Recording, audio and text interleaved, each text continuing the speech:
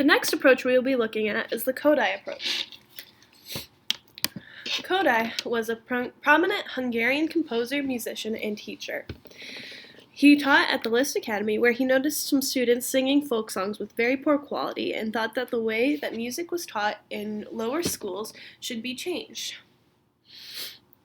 He started composing for children choruses and had his students at the Liszt Academy do the same. Jeannot Adams was his colleague, and together they began working in 1935 to design a new music curriculum and new teaching methods. The Kodály method started to gain popularity in Hungary in 1945 and became very successful in primary schools. After about 15 years, almost half of the schools in Hungary included daily music classes. 1958 was the first year that the Kodály method was introduced internationally. It was widely popular, and today Kodály-based methods are still used around the world.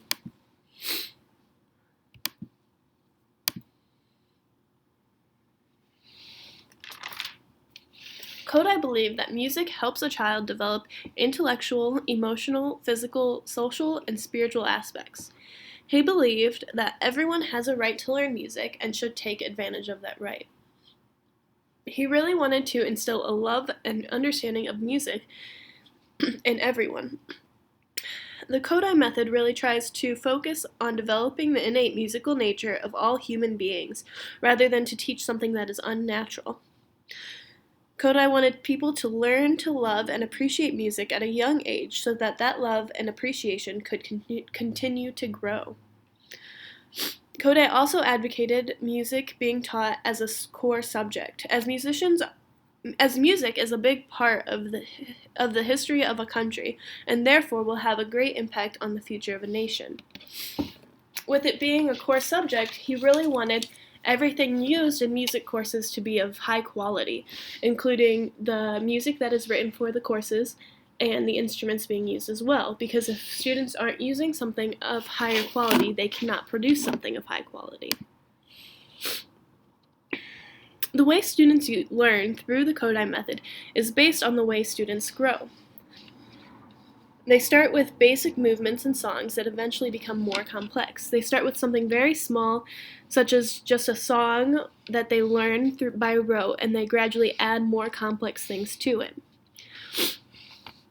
The Kodály method mostly involves songs, solfege, hand symbols, and rhythmic syllables such as ta and ti. Each element is gradually added on until the student learns the intended concept. So if they're trying to learn music notes and how to write them, they would start off with a song and then gradually add symbols that would represent the music that are located in the correct pitch area, such as like high versus low, and they would eventually add on to it until they can see the music as notated as we would see music today. Most of the songs that are used are typically simple folk songs, and they're pentatonic in nature. The rhythmic movement often accompanies the songs learned by the students. The concept of rhythmic movement was inspired by Delacroix.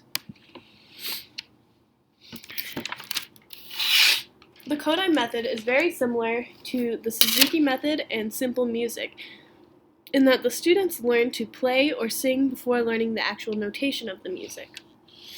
They usually learn songs by rote by listening to their teacher and following along, and then they just add on to it as previously stated. Teachers use these 5 phases: prepare, make conscious, reinforce, practice, and create in order to teach students. The prepare phase is where the teacher prepares the students by teaching them the song.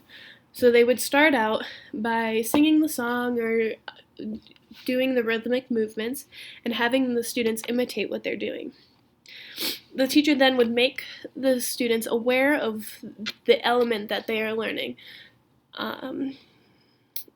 They would, if they're learning things about phrases, they would first sing the song or move to the piece, and perhaps change movement when the phrase changes, but they wouldn't be aware of that until afterwards. The teacher would then call attention to what they were doing and when they were doing it and how they were doing it. The reinforcement stage allows students to write and read the pattern and then explore and expand through movement.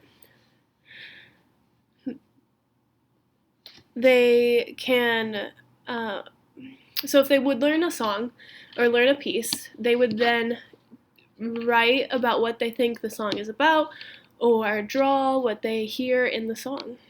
The practice phase allows students to apply the concept to other elements. They would transfer their knowledge.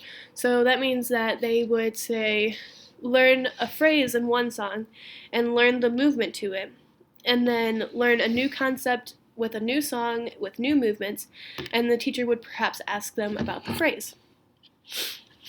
In the create phase